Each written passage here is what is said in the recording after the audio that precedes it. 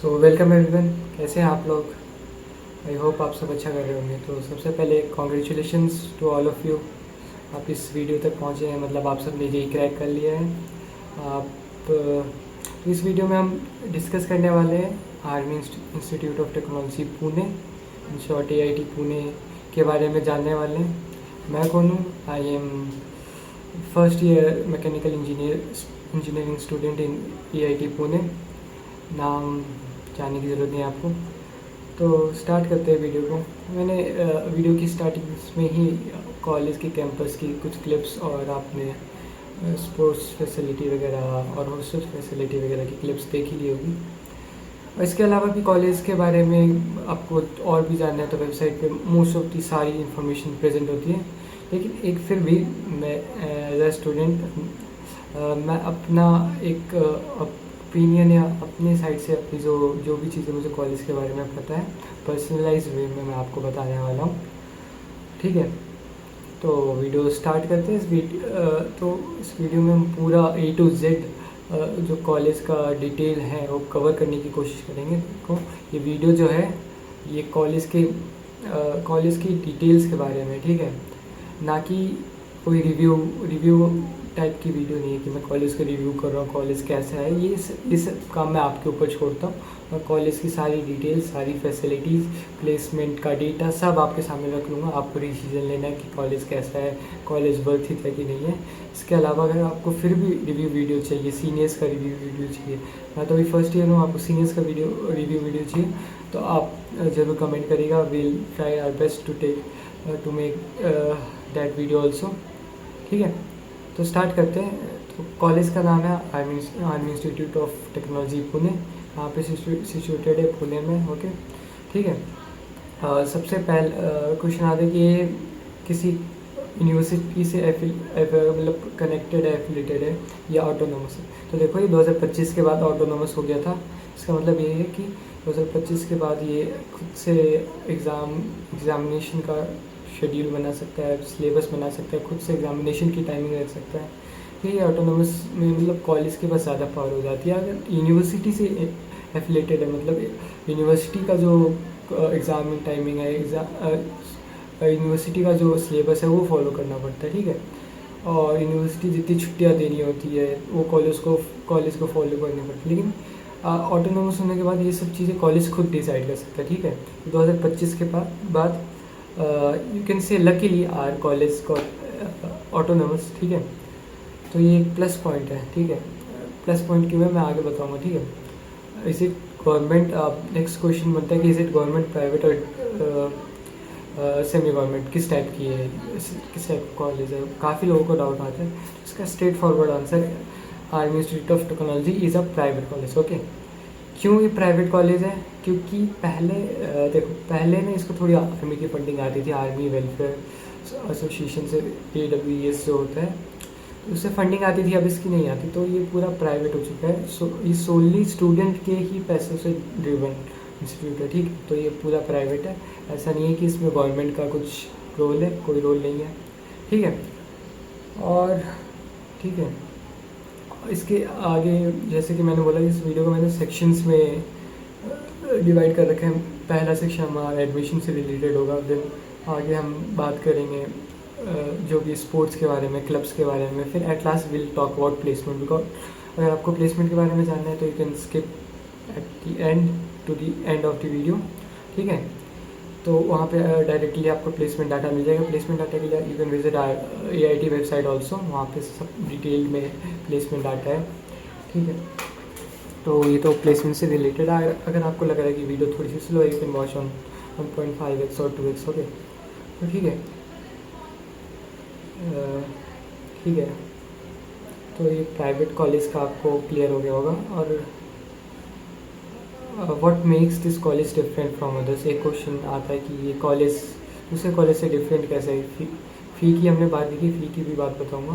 तो देखो, army institute of technology की जो ब्रांड नेम है वो army is related to discipline, is related to hard work. ठीक है ना, इज़ रिलेटेड टू परफेक्शन। ये सब जो आर्मी की जो वैल्यूज़ है वो कहीं ना कहीं हमारे इंस्टीट्यूट से जुड़ जाती है और ये कहीं ना कहीं कंपनीज़ को अट्रैक्ट करती है, मेरा मानना ये है। तो ये जो आर्मी का टैग है, ये ब्रांड जो है कहीं ना कहीं कंपनी को अट्रैक्ट करता है और ये प्लेसमेंट में एट द एंड हेल्प करता है हमें, ठीक है। और बात करें कैंपस साइज़ की, तो ये 32 एकर्स का, ज़्यादा बड़ा भी नहीं, लेकिन अच्छा कैंपस है पुणे के बीच में। और ये पूरा ही मतलब ग्रीन कैंपस बोल सकते हो, काफ़ी सारे पेड़ है पूरे कैंपस में, ठीक है। और उसकी वजह से जो कैंपस का जो टेम्परेचर है वो रात को काफ़ी अच्छा स्टेबल रहता है, ठंडा रहता है पहाड़ के इन्वायरमेंट से। पूरा ग्रीन कैंपस है और पूरा क्लीन कैंपस है। कैंपस के बारे में मतलब यही है कि थोड़ा सा छोटा आपको लग सकता है, बाकी आपने IITs NITs देखे होंगे जो 300 400 600 एकर्स के कैंपस से 30 एकड़ का कैंपस आपको थोड़ा छोटा लग सकता है, लेकिन इतना भी छोटा नहीं है। इसमें सारी स्पोर्ट्स की फैसिलिटी अवेलेबल है, फूड कोर्ट है, एकेडमिक्स है, साथ में या सारी चीज़ें कैंपस के अंदर ही पहले से, आपको बाहर जाने की ज़रूरत नहीं पड़ेगी, ठीक है। कैंपस साइज़ हो गया। एंड तो इसी के साथ फर्स्ट सेक्शन पे आते हैं। तो फर्स्ट सेक्शन हमारा एडमिशन से रिलेटेड होने वाला है। काफ़ी लोगों को डाउट होता है इसका एडमिशन प्रोसेस क्या है। तो इसका एडमिशन प्रोसेस यही है कि आपको सबसे पहले JEE मेंस क्लियर करना पड़ेगा। परसेंटाइल इसकी कट ऑफ कितनी है, देखो कट ऑफ आपकी, देखो फर्स्ट इसकी प्रोविजनल मेरिट लिस्ट आई है इसका जो एडमिशन प्रोसेस स्टार्ट होता है वो अप्रैल और मई में होता है। इसका शायद फर्स्ट फॉर्म आता है, तो उसमें आप अपने फर्स्ट अटेम्प्ट के मार्क्स डालते हो, ठीक है। फिर एक और अपडेट आता है जिसमें आपके सेकंड अटेम्प्ट के मार्क्स डालने होते हैं। उसके हिसाब से उसकी आपकी फ़र्स्ट प्रोविजनल मार्कशीट पड़ेगी, मेरिट लिस्ट बनेगी। उसमें जो लास्ट रैंक रहती है वो 84 परसेंटाइल तक रहती है मेरिट में, ठीक है। तो उसके और इसका जो एप्लीकेशन फॉर्म है वो कुछ 850 के आसपास का रहता है, ठीक है। प्रोविजनल मेरिट लिस्ट आएगी, उसके बाद आपकी एक फ़ाइनल मेरिट लिस्ट आएगी। उसमें क्या होता है, जो प्रोविजनल मेरिट लिस्ट में जिनका नाम आ गया उनको 10,000 एक्स्ट्रा पे करना होता है उनकी कंफर्मेशन शो करने के लिए कि आप एडमिशन लेना चाहते हो। तो एक फ़ाइनल मेरिट लिस्ट आती है और उसमें से भी कुछ मतलब वेटिंग में होते हैं, कुछ लोगों का हो जाता है जो स्टार्टिंग के 400 होते हैं। उसमें से भी कॉल करके वो कंफर्म करते रहते हैं कि आप मतलब कॉल करके कंफर्मेशन पूछते रहते हैं कि यही काउंसलिंग प्रोसेस है कि आपसे अगर कंफर्मेशन लिया जाएगा कि आप लेना चाहते हो या नहीं। अगर किसी स्टूडेंट ने मना कर दिया तो अगले स्टूडेंट को मौका मिलता है। तो ऐसे मेरिट लिस्ट आती है। तो अगर आपकी मेरिट लिस्ट में अंडर 1100 सीरियल नंबर की बात करूँ तो अंडर 1100 है, तो आप मतलब टॉप 1100 के अंदर हो तो मतलब आपका एडमिशन हो सकता है, ठीक है। और लास्ट जो इसकी ब्रांच रहती है वो मैकेनिकल ही रहती है, जो लोएस्ट मतलब परसेंटाइल की जो ब्रांच मिलती है वो मैकेनिकल मिलती है, ठीक है। और तो ये इसका काउंसलिंग प्रोसेस हो गया, इसका एडमिशन प्रोसेस भी हो गया। और ब्रांच वाइज कट ऑफ भी आप थोड़ा गेस कर सकते हैं। कॉम का अगर मैं रफली बताऊँ तो 99 से 95 दिन, तो IT का 95 से 94 93 तक रहता है। फिर ENTC का इलेक्ट्रॉनिक्स एंड टेलीकम्युनिकेशन का 93 से 92 के आसपास। देन मैकेनिकल, देन एक और ब्रांच है हमारी ऑटोमेशन एंड रोबोटिक्स। इन नई ब्रांचेस के बारे में डिस्कस करेंगे। और एक लास्ट ब्रांच हम लास्ट में मैकेनिकल आती है। लास्ट में वो लास्ट दोनों को एट सेम लेवल पे रख सकते हैं, automation and robotics and mechanical, क्योंकि दोनों new automation and robotics new branch है और ये अभी जो है वो मैकेनिकल डिपार्टमेंट के अंदर ही आता है। तो दोनों को सेम लेवल पर रख सकते हो ब्रांच वाइज, ओके। तो इसमें एक और क्वेश्चन आता है कि कोई मैनेजमेंट कोटा है? नहीं, कॉलेज प्योरली ये जो है आर्मी के वार्ड्स के लिए एलिजिबिलिटी क्राइटेरिया की बात करें तो ये सिर्फ आर्मी के वार्ड्स के लिए। ये एक इम्पॉर्टेंट इन्फॉर्मेशन है जो मुझे शायद वीडियो की स्टार्टिंग में बतानी चाहिए थी। जो ये कॉलेज है प्योरली आर्मी के वार्ड्स के लिए। कुछ सीटें हाँ इसमें एयरफोर्स के लिए है 10 और 5 नेवी के लिए, और कुछ एक स्पेशल कोटा है जिसमें JNK कोटा बोलते हैं। उसमें जम्मू एंड कश्मीर से भी जो बच्चे, उनके लिए क्या है कि अगर आपके JNK में जिनके पेरेंट्स आर्मी के नहीं भी हैं तो वो उनका एडमिशन हो सकता है। वो एक स्पेशल कोटा है, ठीक है। तो ये था एडमिशन का पूरा डिटेल। एंड नेक्स्ट बात करें फीस स्ट्रक्चर की, तो इसका जो मैं मेरे टाइम मतलब 2025 बैच की बात करूँ, मेरा जो फर्स्ट ईयर का फ़ी था वो 4,71,000 था, ठीक है। एक ईयर का सॉरी 4 लाख नहीं, 3,71,000, okay, mistake, sorry. Then next year का जो मेरे सेकेंड ईयर का फ़ी है वो 3,50,000 के आसपास है। और ये इसमें 20,000 रिडक्शन क्यों हुआ है, क्योंकि फर्स्ट जो फ़ी होती है आपकी फर्स्ट ईयर की फीस, उसमें सिक्योरिटी डिपॉजिट कुछ होती है 20,000 के अराउंड, तो वही सेकेंड ईयर में रिडक्शन होता है।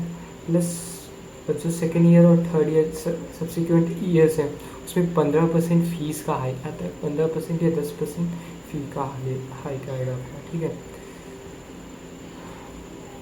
तो ये था फ़ी के बारे में।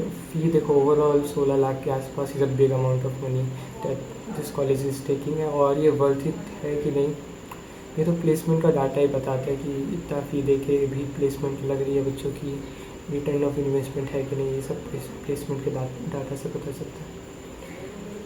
बाकी और भी चीज़ें हैं, जैसे कॉलेज इतनी ज़्यादा फीस लेके कितनी फैसिलिटीज़ प्रोवाइड करता है, वो सारी हम आगे फर्दर वीडियो में डिस्कस करने ही वाले हैं। और are there any additional charges fee के अलावा, और कौन से एडिशनल चार्जेस हैं, तो देखो फ़ी के अलावा जो तुम्हारे एडिशनल चार्जेस लगेंगे वो हो गए तुम्हारे फाइन्स। तो तुम्हें फाइन्स से बचना है, गलतियाँ करने से बचनी है कॉलेज में। तुम्हें कॉलेज में लेट नहीं आना, तुम्हें हॉस्टल के बाहर अगर सैंडल्स अलाउड है तो चप्पल में नहीं घूमना, तो ये सब कुछ चीज़ें हैं। अकेडमी अगर आई कार्ड मैंडेटरी है तो आई कार्ड तुम्हें वियर करके जाना। हॉस्टल्स में अच्छे मतलब जो भी है शांति मेंटेन करके रखनी है, ज़्यादा और तोड़ फोड़ नहीं करनी। तो ये सब चीज़ें अगर तुम अच्छे से करोगे तो तुम्हारे फ़ाइन नहीं लगेंगे।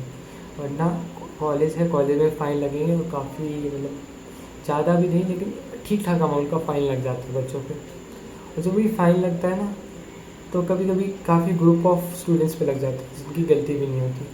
तो ये एक है फाइन्स का सिस्टम, ठीक है। और बात करें स्कॉलरशिप की, ठीक है, स्कॉलरशिप भी काफ़ी सारी मिलती है जिनकी पेरेंट्स की फ़ीस कम है ना, मान लो कि 3 लाख से कम, 4 लाख से कम, उनके लिए काफ़ी सारी अपॉर्चुनिटीज़ है, काफ़ी स्कॉलरशिप की अपॉर्चुनिटीज़ है। गर्ल्स के लिए भी काफ़ी स्कॉलरशिप्स हैं, जैसे एक रिलायंस का स्कॉलरशिप है, ठीक है, उसमें कुछ 50,000 मिलता है पर ईयर, ठीक है। अगर आपने वो कर लिया, वो काफ़ी पॉपुलर है। वो मेरिट कम स्कॉलरशिप है, लेकिन उसमें इनकम का भी फैक्टर होता है कि आपकी इनकम कम होगी तो आपके जो सिलेक्शन का चांसेस होगा उसमें ज़्यादा होगा, ठीक है। तो ये स्कॉलरशिप का था। इसके अलावा मेरिट कम स्कॉलरशिप भी होती है, मतलब आप अपने ब्रांच में टॉप कर रहे हैं, आप टॉप 5 में हो, टॉप 10 में हो, तो आपको कोई ना कोई स्कॉलरशिप मिल जाती है अराउंड 10,000 20,000 के अराउंड। इसके अलावा गवर्नमेंट फंडेड स्कॉलरशिप भी होती है रिटायर्ड पर्सनल्स के लिए, ठीक है, उसको PM श्री स्कॉलरशिप है उसका नाम। तो स्कॉलरशिप की भी अपॉर्चुनिटीज़ हैं। कुछ स्कॉलरशिप्स हैं जो सबके लिए मेरिट बेस्ड है, कुछ हैं जो पर्टिकुलरली इनकम बेस्ड है, जिनकी इनकम कम है उनके लिए। और स्कॉलरशिप की बात करूँ, एडमिशन प्रोसेस में तुम्हारा कोई वेवर नहीं मिलेगा। एडमिशन प्रोसेस में अगर तुम्हें वेवर चाहिए तो तुम्हें जम्मू एंड कश्मीर का होना चाहिए। उनको फर्स्ट ईयर में जो होता है ना ट्यूशन फ़ी, वो बिल्कुल ही नहीं ली जाती। तो ट्यूशन फ़ी का जो हमारा पूरी फ़ी में जो पार्ट होता है वो 2,80,000 के अराउंड होता है। बाकी हॉस्टल्स और मेस का चार्जेस होते हैं। तो अगर तुम JNK के स्टूडेंट हो, फर्स्ट ईयर में तुम्हारा ट्यूशन फ़ी नहीं लगेगा। सेकेंड ईयर से फीस लगना स्टार्ट हो जाता है JNK का भी, जितनी मुझे नॉलेज है। बाकी तुम देख लेना, JNK का थोड़ा अलग सिस्टम रहता है। You can talk to their authorities of AIT, they can guide you. Courses and intake capacity, तो देखो कौन कौन से कोर्सेज ऑफ़र किए जाते हैं। बीटेक की बात करूँ तो बीटेक में पूरे 5 ब्रांच है हमारे पास। First is com, second one is information technology, third one is ENTC electronics and telecommunication, fourth one automation and robotics, and fifth one is mechanical. ये जो फोर्थ वाली ब्रांच है हमारी, ऑटोमेशन एंड रोबोटिक्स, ये हमारी न्यू ब्रांच है जो 2024 से स्टार्ट हुई है, ठीक है। मतलब इसके 2 ही सीनियर बैच होंगे अगर तुम इसमें एडमिशन लोगे तो।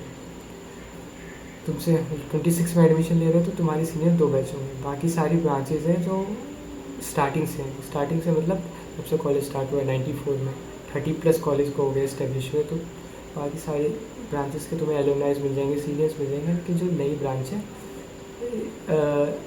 इसके सीनियर्स तुम्हें ज़्यादा नहीं मिलेंगे। बाकी सीनियर से तुम्हारा ही खुद का ही डिसीजन होगा तुम्हें ये ब्रांच लेनी है कि नहीं लेनी, तुम्हें मैकेनिकल करना है या ऑटोमेशन करना है, क्योंकि दोनों ही सेम परसेंटाइल पर तुम्हें ऑफ़र की जा रही होगी और तुम्हें चूज़ करना होगा कि तुम्हें कौन सा बेटर ऑप्शन लग रहा है, आपको ऑटोमेशन लेना है या मैकेनिकल, ठीक है। दोनों ब्रांच के बारे में अच्छे से रिसर्च करिए, कोई दिक्कत नहीं है। दोनों ब्रांचेस ऑलमोस्ट CIT में आके सेम ही हो जाती है, क्योंकि दोनों सेम ही डिपार्टमेंट में अभी काम करी। फर्स्ट ईयर तक तो सेम रहती है, नेक्स्ट ईयर से जो सब्सिक्वेंट ईयर होते हैं, सेकेंड थर्ड ईयर से कुछ इनका सिलेबस अलग हो जाता है। और इनका प्लेसमेंट का भी डाटा नहीं है कुछ, तो अभी बोल नहीं सकते, ठीक है। और ठीक है, और इसके अलावा जो एमटेक के कोर्सेज भी ऑफर करती है, एमटेक इसमें डेटा साइंस में एमटेक का एक कोर्स है, इसमें 24 स्टूडेंट है, और PhD इन कंप्यूटर इंजीनियरिंग, तो ये 2 एक्स्ट्रा कोर्सेज है जो AIT ऑफर करता है। तो नेक्स्ट सेक्शन की बात करते हैं, कैंपस लाइफ कैसी रहती है, एकेडमिक प्रेशर कैसा रहता है। तो देखो, एकेडमिक प्रेशर ऐसा रहता है कि मैं इतने बोलूँ कि मैनेजेबल है। तुम एक रात पहले भी पढ़ के एग्ज़ाम में पास कर सकते हो, एक हफ्ते पहले पढ़ के एग्ज़ाम में अच्छा परफॉर्म कर सकते हो, और तुम स्टार्टिंग से क्लासेस अटेंड कर रहे हो तो ऑब्वियसली तुम्हारी जो स्कोर है वो अच्छे आने वाले हैं। तो एकेडमिक का इतना प्रेशर नहीं है AIT में जितना प्राइवेट कॉलेजेस में होता है, ठीक है। इतने भी एग्ज़ाम नहीं ली जाते, जितने एग्ज़ाम होते हैं वो इजीली तुम पढ़ के निकाल सकते हो, कोई ज़्यादा डिफ़िकल्ट नहीं है इन फर्स्ट ईयर, मेरे एक्सपीरियंस से। बाकी आने वाले ईयर्स का जो है वो तो टफ होता ही होगा, उसकी बात, लेकिन तुम्हें आदत भी लग जाती होगी कैसे पढ़ना है, कैसे क्या करना है, ठीक है। तो ये था एकेडमिक के रिलेटेड। और एकेडमिक का अगर तुम थोड़ा और डिटेल में जानना चाहोगे कितने एग्ज़ाम होते हैं, देखो तुम्हारे मेनली 4 एग्ज़ाम होंगे। पहले 3 एग्ज़ाम होंगे, वो 50% of the total weightage consist करेंगे, और जो बाकी का 50% है वो एंड सेमेस्टर में तुम्हारा कंसिडर किया जाएगा। पहले 3 एग्ज़ाम उसको कंटिन्यूस इवैल्यूएशन बोलते हैं इसमें। तो CI1, CI2, CI3, पहला CI 20 मार्क्स का, दूसरा 20 मार्क्स का, तीसरा 10 मार्क्स का, और जो एंड सेमेस्टर है वो 50 मार्क्स का। वैसे 50-50 मार्क्स डिवाइडेड है थ्रू आउट दिस सेमेस्टर, ठीक है। और 25 वर्क तुम्हारे टर्म वर्क के हो गए, which includes your submissions of timely submissions of your files and presentation, and you can से या these are all the things that are included in the term work। तो ये था कुछ एकेडमिक का स्ट्रक्चर मैंने आपको बताया, एग्ज़ाम्स का स्ट्रक्चर बताया, ठीक है। और देखो, ऑटोनॉमस होने का फ़ायदा ये है कि जो एग्ज़ाम्स में क्वेश्चंस आ रहे हैं वो क्लास में जो पढ़ाया जा रहा है उससे रिलेटेड ही है, ठीक है। अब देखो, उससे पहले जो हमारे पहले वाले बैचेस हैं जो यूनिवर्सिटी से एफिलेटेड है, उनका पढ़ाएगा कॉलेज लेकिन एग्ज़ाम बनाएगा SPPU, तो कितना डिफरेंस आएगा, तो बोर्ड्स की तरह है उनका। तो उनका मैं मानता हूँ कि टफ होता है और काफ़ी लोगों की बैक आती है उसमें। और ऑटोनॉमस में ये जो बैक का सिस्टम है वो आई गेस थोड़ा सा कम हुआ है। बैक अभी भी आती है, ऑटोनॉमस में भी बैक आती है, इसलिए कि ऑटोनॉमस हो गया तो सबको पास कर देते हैं, ऐसा नहीं होता है, सबको सब्जेक्ट्स क्लियर करने पड़ते हैं। और ठीक है, इसके अलावा अटेंडेंस की बात करें तो अटेंडेंस के मामले में हमारा कॉलेज थोड़ा सा स्ट्रिक्ट है, ठीक है। ऐसा है कि तुम्हें 75% के ऊपर अटेंडेंस तुम्हें मेंटेन करके रखनी पड़ेगी, वो भी फिज़िकल अटेंडेंस, मतलब तुम्हें कॉलेज में जाके क्लास अटेंड करनी पड़ेगी। अगर तुम्हारी अटेंडेंस कम है तो you are not eligible to write your exams, you are not eligible to go on holidays, सारी तुम्हारी लीव कैंसिल हो जाती है, एग्ज़ाम पे तुम्हें नहीं बैठा जाएगा। लेकिन इसका एक लूप होल भी है 75% मेंटेन करने का, वो मतलब तुम्हें अटेंडेंस काफ़ी और भी कॉलेज की एक्टिविटीज़ होती है, जैसे क्लब्स की एक्टिविटीज़ होती है, तो उनसे भी तुम्हें मिल जाता है अटेंडेंस। तो अगर तुम्हारा रीज़नेबल कुछ हो ना कि मतलब तुम कॉलेज के ही काम में बिजी थे इसलिए एकेडमिक की क्लासेस नहीं कर पाए, तो तुम अपना अटेंडेंस उस चीज़ का अप्लाई कर सकते हो। ठीक है। बात करें नेक्स्ट चीज़ की, तो वो है प्रोफेसर्स की। प्रोफेसर्स कैसे हैं? प्रोफेसर्स मेरे एक्सपीरियंस से, फर्स्ट ईयर के एक्सपीरियंस से मैं बोलूँगा कि ठीक है, तो यार सब professors are very good professors, मतलब अच्छे से पढ़ाएंगे तुम्हें, काफ़ी सिंपल वे में पढ़ाने की कोशिश करेंगे। ठीक। और काफ़ी मतलब डिवोट, कुछ प्रोफेसर्स को जानते हो तो काफ़ी डिवोटेड है, काफ़ी इंटरेस्ट के साथ पढ़ाते हैं। And at the same time कुछ प्रोफेसर्स हैं जिनका आपको समझ नहीं आएगा। तो ये चीज़ें होंगी आपको आपकी फ़र्स्ट ईयर में, तो आपको मैं ये बोलूँ कि आप प्रोफेसर्स पे डिपेंड नहीं कर सकते। आपका जो अपनी साइड से एफर्ट है वो सबसे ज़्यादा मैटर करता है, आप अपना कितना एफर्ट डाल रहे हो। ठीक है।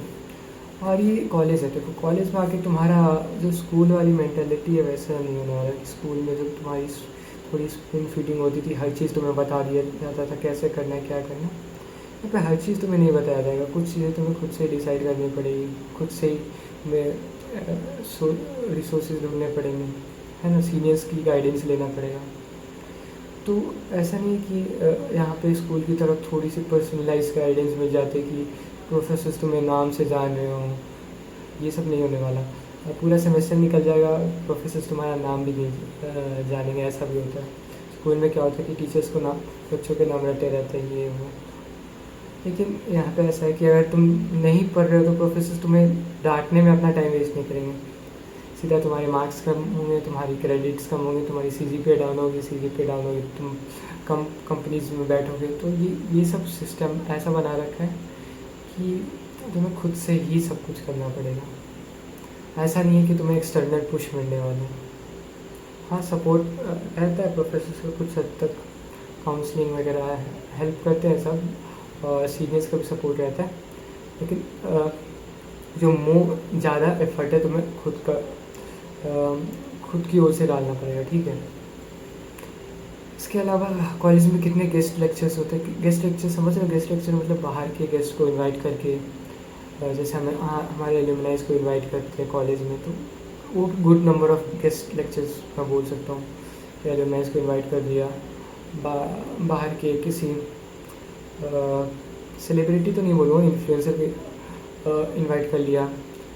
और कोई एक माइंडफुलनेस करके भी होता है जिसमें थोड़ा मतलब बताते हैं कि माइंड के बारे में बताते हैं, मेडिटेशन के बारे में बताते हैं। तो ये सब चीज़ें भी मतलब कॉलेज जो है ट्राई करता है कि बच्चों का ओवरऑल डेवलपमेंट है, तो ये सब चीज़ों पे भी कॉलेज का फोकस रहता है। ठीक है। मेडिटेशन, योगा, ये सब की भी क्लासेस कराता है कॉलेज। ठीक है। इसके अलावा नेक्स्ट चीज़ की बात करें तो लाइब्रेरी की। लाइब्रेरी सेंट्रल लाइब्रेरी है कॉलेज में, और वो काफ़ी बड़ी है, काफ़ी बुक्स है उसमें, और मैं विश करूँगा कि आप जाके बुक्स का यूटिलाइज़ करें, क्योंकि मैंने तो ज़्यादा बुक्स लाइब्रेरी से बोरो नहीं की। काफ़ी अच्छी लाइब्रेरी है। उसमें रीडिंग हॉल की जो लाइब्रेरी में जो रीडिंग हॉल की कैपेसिटी है, मतलब वहाँ पे जाके आप पढ़ाई कर सकते हो, तो उसकी कैपेसिटी 120 है। रीडिंग हॉल में क्यों जाते हैं? आपको सबको पता है, या तो आपके हॉस्टल्स में अच्छे पढ़ाई नहीं हो रही है, इन्वायरमेंट अच्छा नहीं है, या आपके हॉस्टल्स में गर्मी हो रही है, तो आप रीडिंग हॉल में आकर आराम से पढ़ाई कर सकते हो। ठीक है।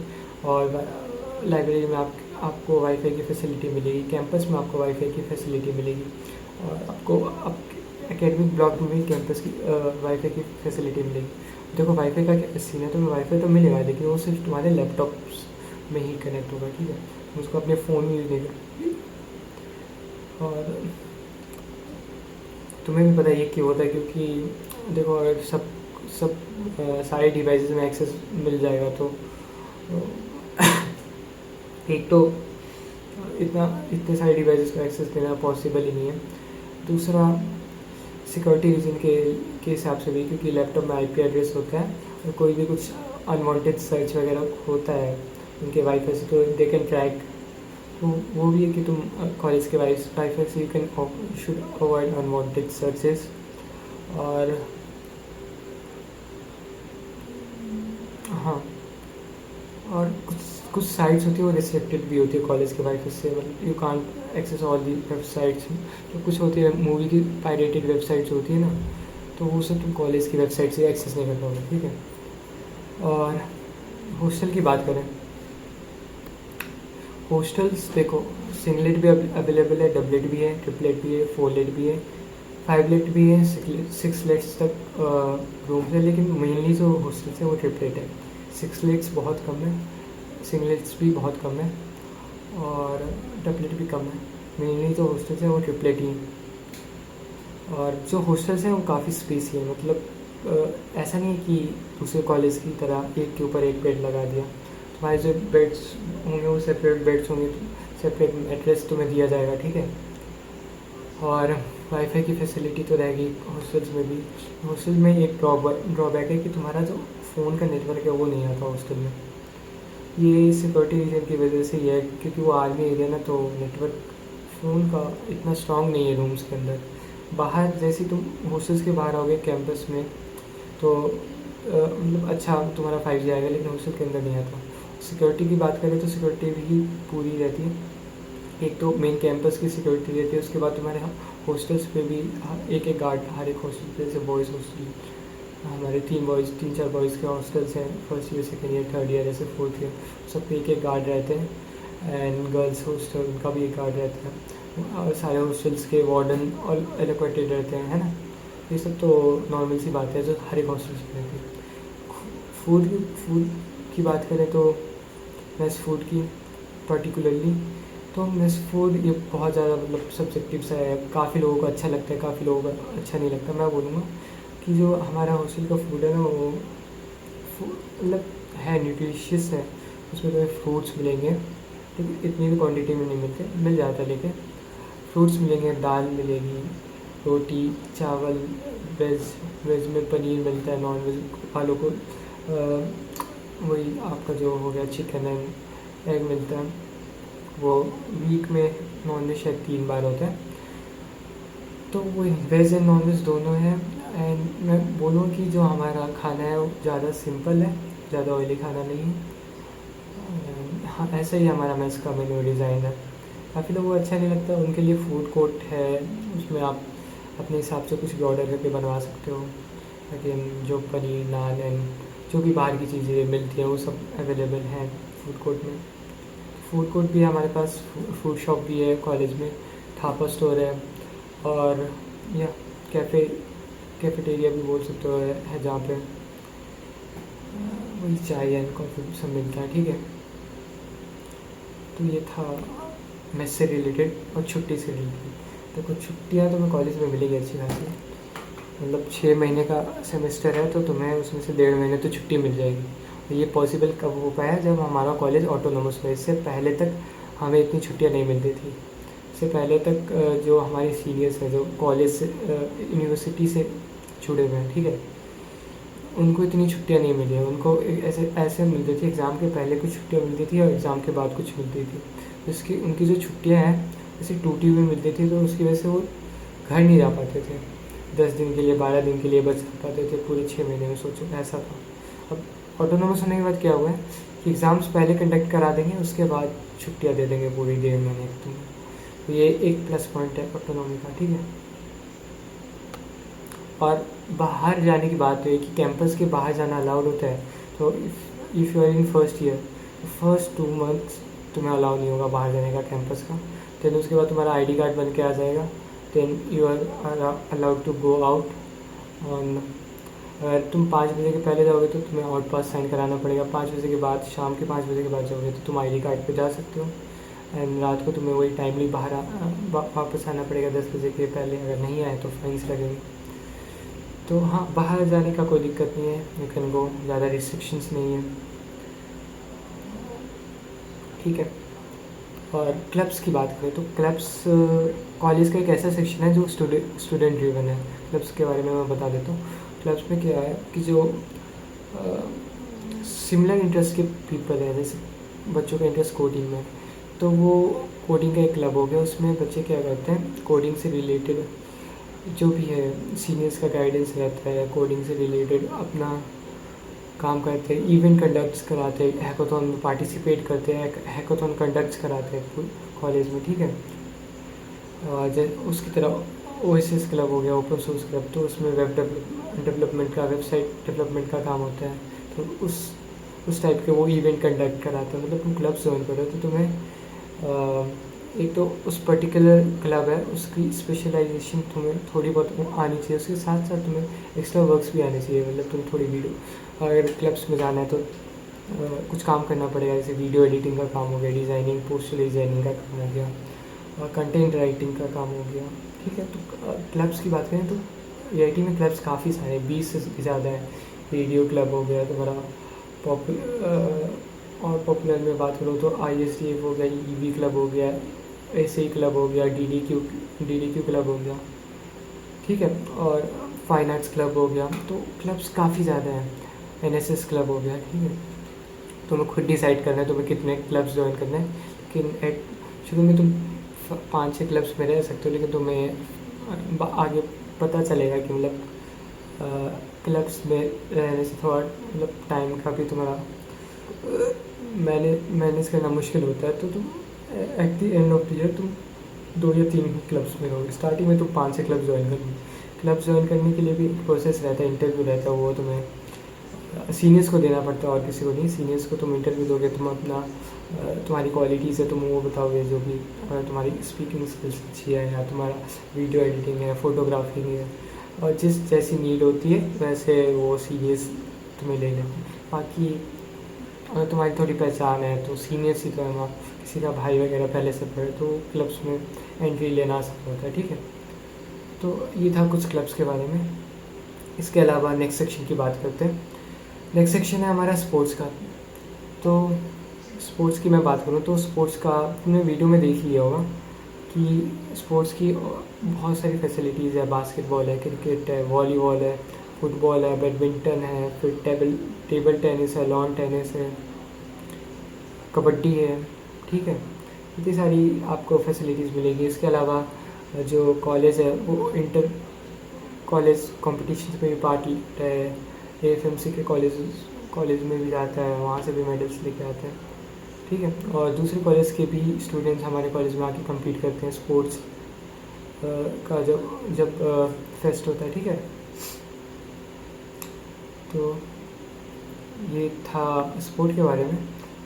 और इसके अलावा कुछ इंपॉर्टेंट फैसिलिटीज़ है जो कैंपस प्रोवाइड करता है। एक है मेडिकल फैसिलिटी, उसमें कॉलेज में MI रूम की एक फैसिलिटी है, जिसमें अगर तुम्हें छोटी मोटी प्रॉब्लम हो, बुखार, सर दर्द, या छोटा मोटा कट वगैरह लग गया हो, तो फर्स्ट एड एंड वो सब का फैसिलिटी है MI रूम में।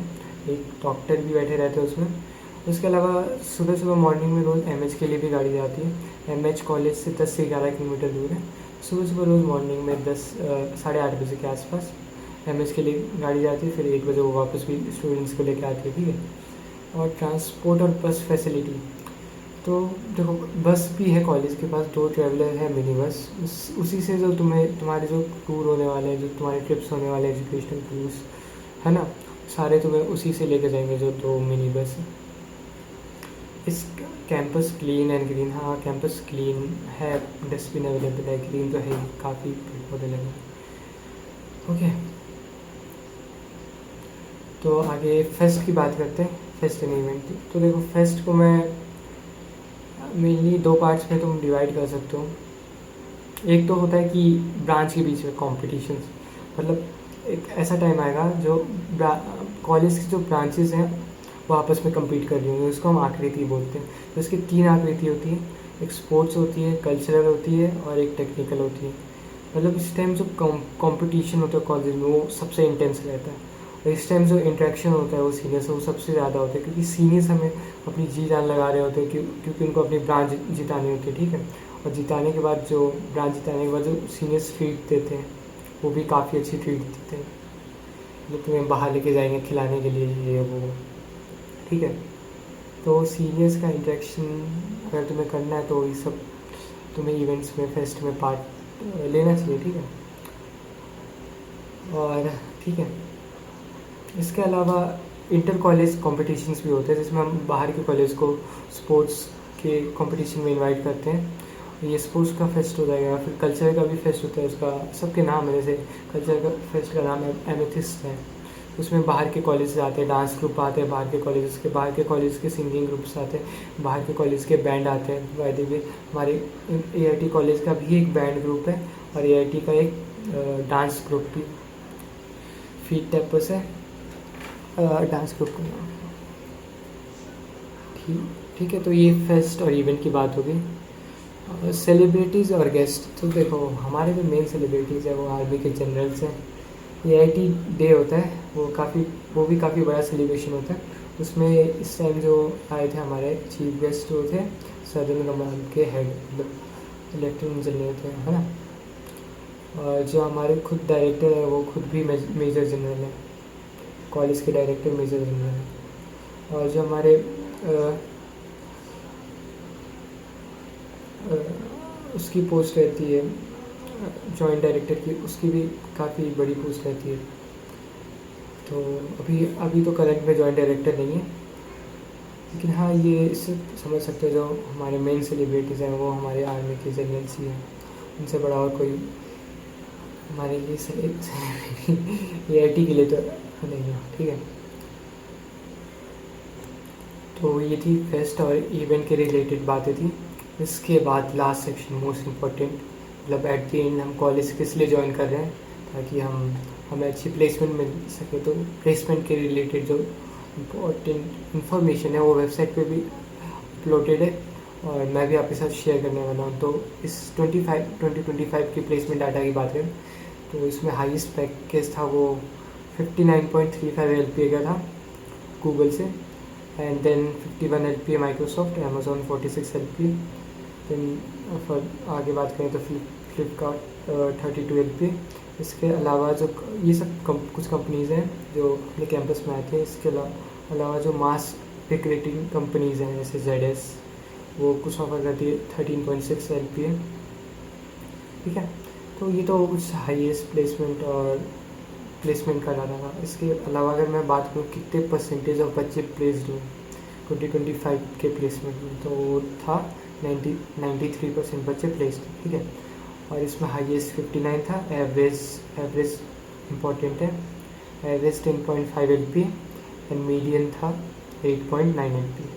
ठीक है, ये ओवरऑल कॉलेज का था। अगर ब्रांच वाइज की बात करूँ प्लेसमेंट डाटा की, तो कंप्यूटर का जो प्लेसमेंट परसेंटेज था वो 97% था और highest 46.38, average 12.47, and then electronics and telecommunication की बात करूँ तो 93% बच्चे प्लेस थे, हाईएस्ट 51 LPA, एवरेज 9 LPA।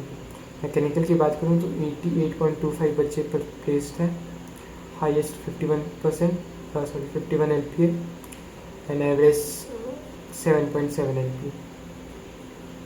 और IT की बात करूँ मैं तो जो परसेंटेज ऑफ स्टूडेंट्स हैं वो 93.1% प्लेस्ड है और हाईएस्ट है 59.35 और जो एवरेज है वो 11.21 का है।